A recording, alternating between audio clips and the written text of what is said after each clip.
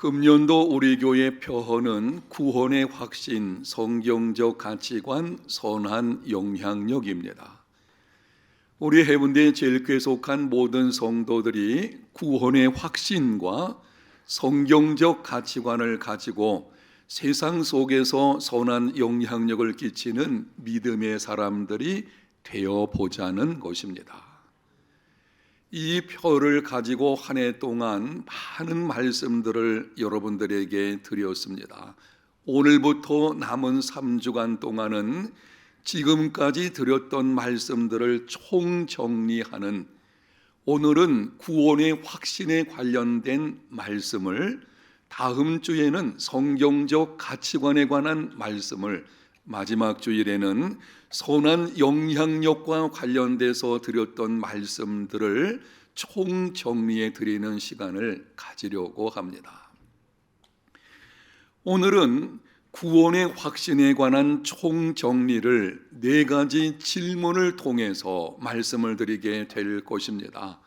여러분들이 잘 주목해서 들으시고 배우고 확신하는 일에 거하는, 반복해서 말씀을 드리는 것은 분명히 알자는 것입니다. 예수님을 믿어도 마치 구름을 잡는 것처럼 그렇게 살아가는 성도들이 있어요. 알고 믿어야 되겠죠. 분명히 알아가는 복된 시간이 되시기를 예수님 이름으로 축복합니다. 첫 번째 질문, 구원의 확신이 있어야만 구원 받습니까? 마태복음 5장에서 7장을 산상수훈이라고 합니다. 금과 옥조와 같은 예수님의 교훈의 말씀들이 가득 차 있죠. 그 말씀들은 읽기만 해도 은혜가 되는 말씀들. 그런데 마지막 부분에 보게 되면 예수님께서 이렇게 말씀을 하셨습니다. 나더러 주여 주여 하는 자마다 다 천국에 들어갈 것이 아니요 다만 하늘에 계신 내 아버지의 뜻대로 행하는 자라야 들어가리라.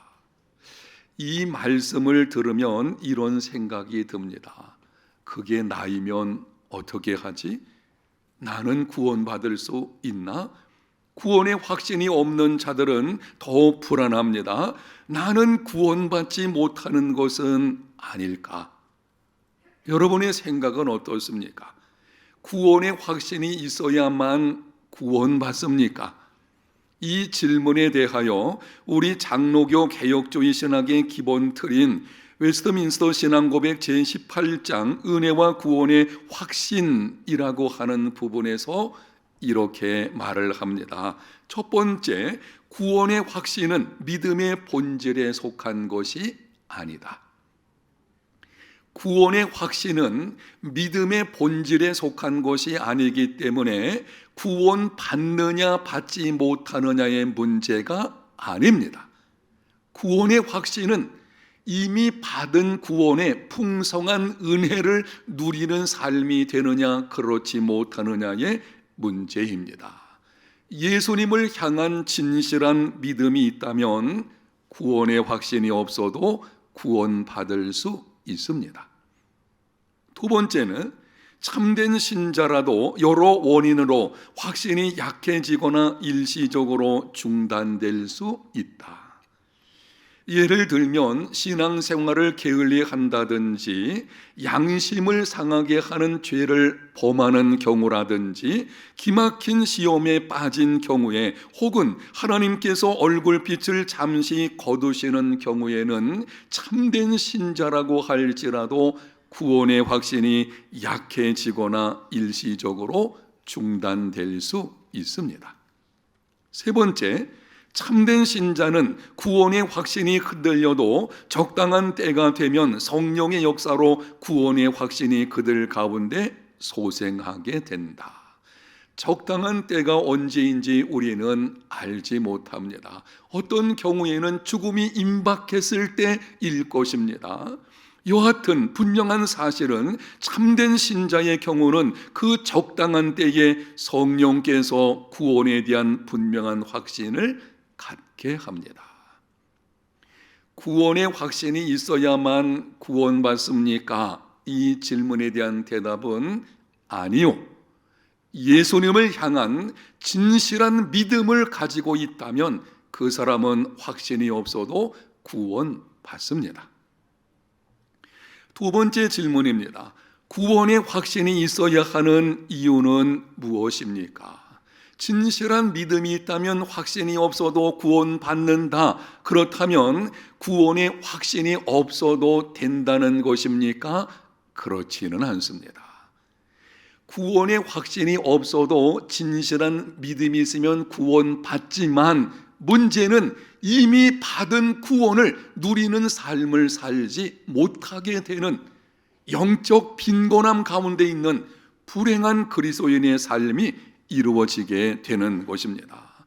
하나님은 당신의 자녀들이 예수님을 믿음으로 받은 구원이 무엇인지를 분명히 알고 그것을 누리는 삶이 되기를 원하십니다.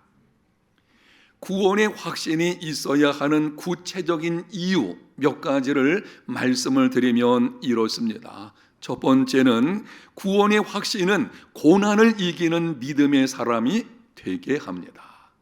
우리는 고난받을 때의 이유를 잘 알 수가 없고 혼란과 불확실성에 둘러싸이게 됩니다.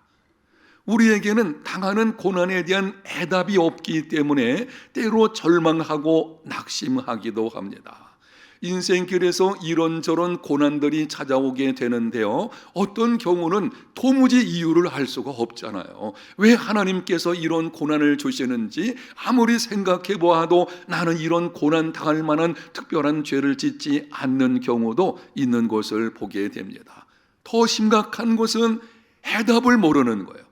이 상황에서 내가 어떻게 해야 되는지 해답을 알 수가 없습니다. 절망과 낙심이 찾아오기도 합니다.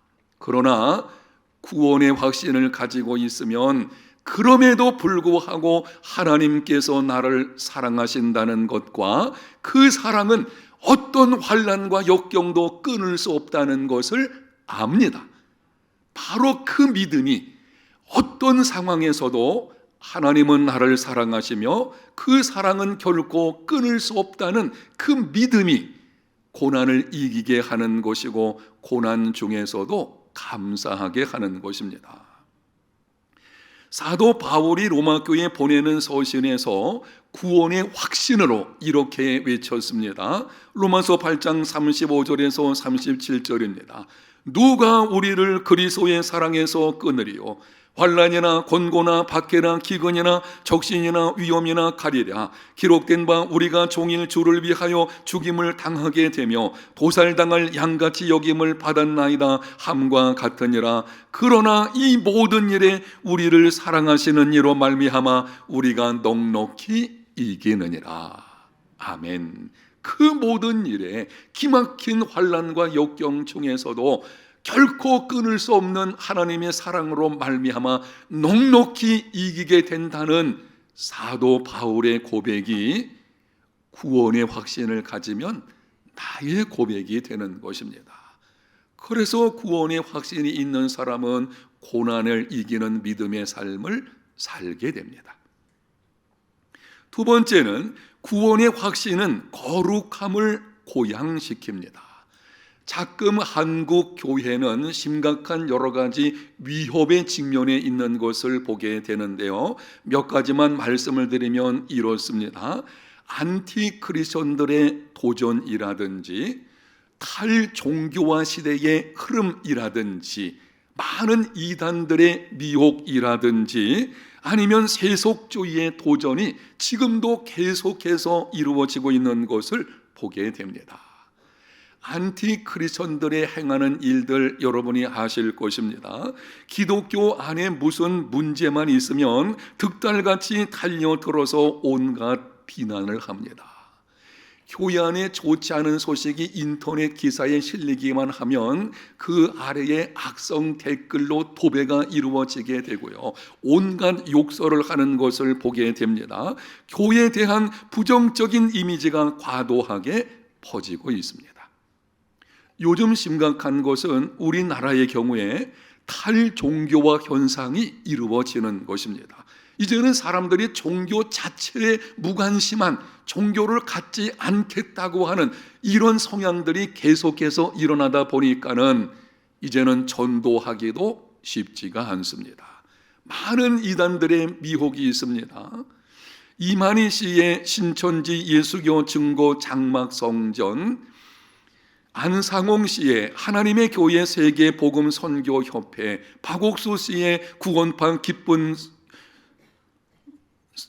소식 선교회, 변승호 씨의 큰 믿음 교회, 안식교, 몰몬교, 여호와의 증인 등 수많은 이단들이 아직까지도 지난 코로나19를 겪으면서 신천지가 잘못된 것이라는 것이 밝혀졌음에도 여전히 그들은 모임을 가지고 있고요, 그리고 미혹하는 것을 보게 됩니다. 그러다 보니 성도들 가운데서 미혹에 넘어가는 경우들이 간혹 있는 것을 볼 수가 있습니다. 세속적인 가치관의 도전은 어떻습니까? 황금만능주의, 학력제일주의, 외모지상주의의 세속적 가치관이 교회에 들어와 가지고는 성경적인 복과 성공에 대한 가치관을 왜곡시켜 버렸습니다. 그래서 이런 현상까지 나타나고 있어요. 불법으로 많은 것을 얻고 나서는 하나님께서 복을 주셨다? 아니에요. 하나님은 절대 불법으로 얻게 하시는 분이 아니십니다. 내가 불법을 자행함으로 인해 가지고 많은 것을 얻었다면 그 얻은 것이 복이 아니라 자기 인생을 불행하게 만드는 저주와 같은 것이 되어지는 것입니다. 그런데 세속적인 잘못된 가치관이 교회에 들어오다 보니까는 이런 현상들이 나타나고 있는 것입니다. 여러분, 이러한 심각한 도전을 극복하고 견고하여 흔들리지 않는 믿음의 삶이 되려면 구원의 확신이 있어야 합니다. 구원의 확신은 신자를 방종으로 기울어지지 않게 하고 부주의한 생활과 도덕적 무관심으로부터 거리를 두게 합니다. 구원의 확신을 가지고 있는 사람은 자기 정체성을 압니다. 예수 믿는 내가 누구인지를 알게 되니 세상의 유혹으로부터도 자기를 지킬 수가 있게 되고, 그리고 이단의 미혹으로부터도 쉽게 넘어가지 않는 것입니다. 확신을 가지고 있다는 것은 이미 내가 받은 진리를 굳게 붙들고 있다는 것이죠. 내가 받은 구원이 무엇인지 진리를 굳게 붙들고 있으니 이단들이 찾아와서 엉뚱한 얘기한다 그래도 흔들리지 않는 믿음의 삶이 이루어지게 되는 것입니다. 세 번째는 구원의 확신은 역설의 삶을 살게 합니다. 기독교는 역설의 종교입니다. 여러분이 성경을 펴서 읽어보시게 되면 창세기부터 요한계시록까지 하나님께서 일을 행하시는데요, 하나님의 일하심의 특징은 역설입니다. 세상으로서는 도무지 이해할 수 없는 역설로 가득한 것이 성경책이고 하나님의 일하심에 있는 것입니다. 그리스도인이 누구냐 이렇게 묻는다면 그 중에서도 좋은 답변이 역설의 삶을 사는 자입니다. 그리스도인이 누구인지 신약성경 고린도후서 6장 10절에 이렇게 말씀을 합니다. 근심하는 자 같으나 항상 기뻐하고, 가난한 자 같으나 많은 사람을 부요하게 하고, 아무것도 없는 자 같으나 모든 것을 가진 자로다. 근심과 기쁨, 가난과 부요함, 무소유와 소유, 둘을 함께 소유한다는 것은 명백한 모순입니다. 생각해 보십시오. 마음에 큰 근심이 있는데 어찌 기뻐할 수 있겠습니까? 가난한 사람에게 무슨 부유함이 있을 수가 있겠습니까? 아무것도 가진 것이 없다면 모든 것을 가졌다고 할 수 없습니다. 그런데 상반된 두 가지가 한 사람 속에 함께 존재하며 선한 영향력을 끼칩니다. 역설이죠. 그것이 그리스도인의 삶의 특징인 것입니다. 여러분에게 질문을 하겠습니다. 속으로 한번 정직하게 대답을 해보십시오. 지금 여러분에게는 이러한 역설의 삶이 있으십니까? 역설의 삶이 능력입니다. 세상을 바꾸는 능력은 그리스도인들이 세상 속에서 역설의 삶을 살아낼 때에 이루어지는 것입니다. 우리가 역설의 삶을 살게 되면 세상 사람들이 이해가 되지 않아서 궁금하게 여기겠죠. 아니 도대체 예수 믿는 사람들은 어떻게 저럴 수가 있겠나? 그 큰 환난 중에서도 빼앗기지 않는 기쁨을 누리는, 그게 도대체 이해가 되지 않죠. 바로 거기에 생명의 역사가 나타나게 되어지는 것입니다. 이러한 역설의 삶을 살아내려면 구원의 확신이 있어야 합니다. 구원의 확신을 가진 사람은 환난과 역경 중에서도 희망을 노래하게 됩니다. 생각해 보십시오. 앞부분에 여러분에게 드린 것, 그럼에도 불구하고 하나님은 나를 사랑하시고 그 사랑은 절대 끊어지지 않는다. 바로 그 믿음이 구원의 확신 가운데서 오는 것인데요, 여러분, 그 믿음이 기막힌 환난 중에서도 희망을 노래하게 합니다. 절망 중에서도 희망을 노래하는 믿음, 그 믿음이 역설의 삶을 살아내게 만드는 것입니다. 예수님을 믿음으로 구원받은 것과 받은 구원을 누리며 사는 것은 다른 문제인 것입니다. 예수님을 믿는 진실한 믿음이 있다면 구원받지만 구원의 확신을 가지게 되면 내가 이미 받은 구원을 이 땅에서 누리는 삶을 살게 됩니다. 예수님께서 말씀을 하셔서요, 내가 온 것은 양으로 생명을 얻게 하고 더 풍성히 얻게 하려는 것이니라. 더 풍성한 삶, 영적 풍성한 삶은 구원의 확신을 통해서 이루어지게 되는 것입니다. 그래서 우리는 구원의 확신이 있어야 합니다. 세 번째, 예수님을 믿음으로 내가 받은 구원은 무엇입니까?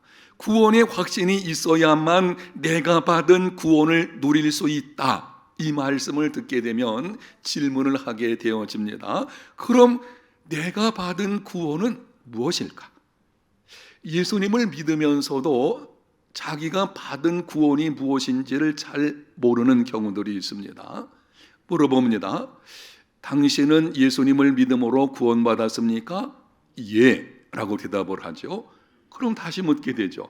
그럼 당신이 받은 구원이 무엇입니까? 라고 물으면 망설이는 것을 볼 수가 있고, 많은 경우에 이렇게 대답을 합니다. 내가 이 다음에 죽어서 천국에 가게 됩니다. 나는 그것을 확신합니다. 맞습니다. 이 다음에 죽어서 천국 가는 것, 예수님 믿음으로 얻은 구원주의죠. 그러나 그거는 내가 받은 구원의 일부분입니다. 내가 예수님 믿음으로 받은 구원은 장차 미래에 이루어질 일로 끝나는 것이 아니라 지금 이 땅에서 살아가는 동안에도 그 천국을 누리는 삶이 있어야 하는 것입니다. 여러분, 내가 예수님 믿음으로 받은 구원이 도대체 무엇인가요? 지금까지 여러 번에 걸쳐서 말씀드렸습니다. 다시 한번 정리해 드립니다. 구원이란 죄와 죄의 결과인 비참과 죽음과 심판과 영원한 형벌로부터 해방되어 의인으로 인정받고 영적 풍성한 삶을 살며 죽음의 공포에서 벗어나고 장차 심판에 이르지 아니하며 천국에서 영원토록 하나님과 함께 사는 것입니다. 아멘. 내가 받은 구원은 소극적인 측면과 적극적인 측면이 있는데요, 소극적인 측면은 죄와 죄의 결과인 비참과 죽음과 심판과 영원한 형벌로부터 해방되는 것입니다. 거기서 끝나는 것이 아니고 적극적인 측면이 있는데요, 의인으로 인정받고 영적 풍성한 삶을 살며 죽음의 공포에서 벗어나고 장차 심판에 이르지 않으며 천국에서 영원토록 하나님과 함께 사는 것입니다. 내가 받은 구원은 사망의 물속에서부터 건져냄을 받은 것으로 끝나는 것이 아니에요. 거기서 벗어남과 동시에 그 다음에 이 땅에 살아가는 동안, 그리고 앞으로 장차 올 그 나라에서의 놀라운 풍성한 복이 주어져 있거든요. 구원의 확신을 가질 때에 그 풍성한 복을 누리게 되어지는 것입니다. 여기에 관해서는 한 시간 여러분에게 여러 번에 걸쳐서 말씀드렸기 때문에 더 이상 말씀드리진 않게 될 것입니다. 다만 내가 받은 구원이 무엇인지를 분명히 하는 믿음의 삶이 되시기를 축복합니다. 알고 좀 믿어야 되지요. 구름 잡는 것처럼 믿음 생활하면 안 될 것이고, 내가 받은 구원은 이렇습니다. 그것을 알아야만 누리는 삶이 있게 될 것이고요. 혹시 내가 이것을 모른다고 하면 어떤 일이 벌어지냐면, 지금 구원을 누리면서도 그게 구원의 역사인지 알지를 못하는 거예요. 그러면 은혜에 대한 감사가 잃어버리게 되는 불행한 일이 있게 되는 것이죠. 네 번째 마지막 질문은, 구원의 확신 근거는 무엇입니까? 예수 믿으면 구원받습니다. 아니, 어디에 근거해서 그렇게 말을 하게 되는 것입니까? 두 가지만 말씀을 드립니다. 첫 번째는 성경에 기록된 말씀에 근거합니다. 요한일서 5장 13절, 내가 하나님의 아들의 이름을 믿는 너희에게 이것을 쓰는 것은 너희로 하여금 너희에게 영생이 있음을 알게 하려 함이라. 사도 요한이 당시 거짓 선자들에게서 미혹받는 성도들에게, 그리고 환난과 역경 가운데 힘겨운 시간을 보내고 있는 성도들에게 편지를 쓰는 것입니다. 그렇게 미혹을 받고 힘겨운 시간을 보내다가 보니 이 구원이 흔들리는 것입니다. 믿음이 흔들리는 그들에게 사도 요한이 편지하는데, 내가 하나님의 아들의 이름을 믿는 너희에게 편지를 쓰는데 너희에게 영생이 있음을 알게 하려 함이라. 너희 속에 무엇이 있음을? 영생이 있음을. 예수 믿는 너희 속에는 이미 영생이 있다는 거예요. 있을 것이라고 말씀하지 않았어요. 예수 믿을 때에 이미 영생이 주어진 것입니다. 믿는 사람에게는 영생이 있다. 이게 하나님의 말씀, 영원히 변치 않는 이 성경 말씀의 약속이거든요. 신실하신 하나님의 약속이기 때문에 예수 믿는 우리에게 있는 구원은 확실합니다. 두 번째는 성육신에 근거합니다. 오늘 본문에 보면 예수님께서 동정녀 마리아의 몸에 잉태되셨을 때에 천사가 청혼한 요셉을 찾아와서 꿈에 이렇게 말을 합니다. 21절을 보겠습니다. 아들을 낳으리니 이름을 예수라 하라. 이는 그가 자기 백성을 그들의 죄에서 구원할 자이심이라 하니라. 이는 그가 자기 백성을 그들의 죄에서 구원할 자이심이라. 예수님께서 이 땅에 오신 것은 자기 백성을 구원하시려고 하는 것입니다. 예수 그리스도의 죽음은 온 세상의 죄를 속죄하기에 충분하지만, 예수 그리스도의 죽음의 속죄는 오직 선택한 자 안에서만 이루어지도록 성부 하나님이 의도하셨습니다. 칼빈주의, 개혁주의, 우리 장로교의 아주 중요한 교리 중에 하나이기 때문에 다시 한번 설명을 드릴 테니까 잘 들어보십시오. 예수 그리스도의 죽음으로 인한 속죄의 능력은 온 인류 모든 사람들을 구원하시기에 충분합니다. 그러나 아버지 하나님께서는 그 속죄를 당신의 선택한 자들에게만 이루어지도록 의도하셨습니다. 제한 속죄라고 하는 칼빈주의 5대 교리 중에서 한 가지인데요, 예수님께서 이 땅에 오신 것은 하나님께서 선택하신 자들, 자기 백성들을 위해서 오신 것입니다. 성부 하나님께서는 구원 받을 자를 선택을 하셨고, 성자 하나님께서는 성부 하나님께서 선택한 자를 위해서 십자가에 죽으시고 3일 만에 부활하셨고, 성령 하나님께서는 성자 하나님께서 이루어 놓으신 그 구원을 택한 백성들에게 적용하십니다. 구원은 삼위 하나님의 사역입니다. 그래서 우리가 구원받은 것입니다. 사랑하는 여러분, 하나님의 일하심에는 결코 실패가 없습니다. 하나님께서 어떤 사람을 선택하시고 구원하시기로 작정하셨다면 반드시 마침내 그 구원은 이루어지게 됩니다. 아멘. 혹시 예수 믿는 사람들, 하나님의 선택을 받은 사람들입니다. 이 하나님의 선택받은 예수 믿는 자들의 경우에 때로 믿음이 흔들린다고 할지라도 완전히 잃어버리지 않습니다.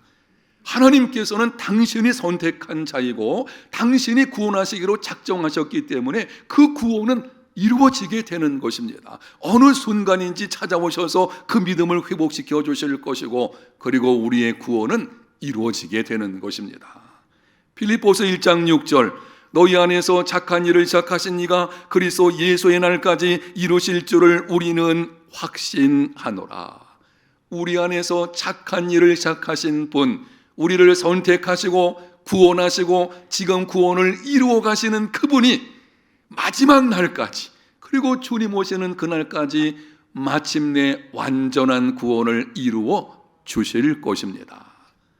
여러분, 우리에게 무슨 어떤 영적인 능력이 있어가지고 구원을 완전히 이루는 거 아닙니다.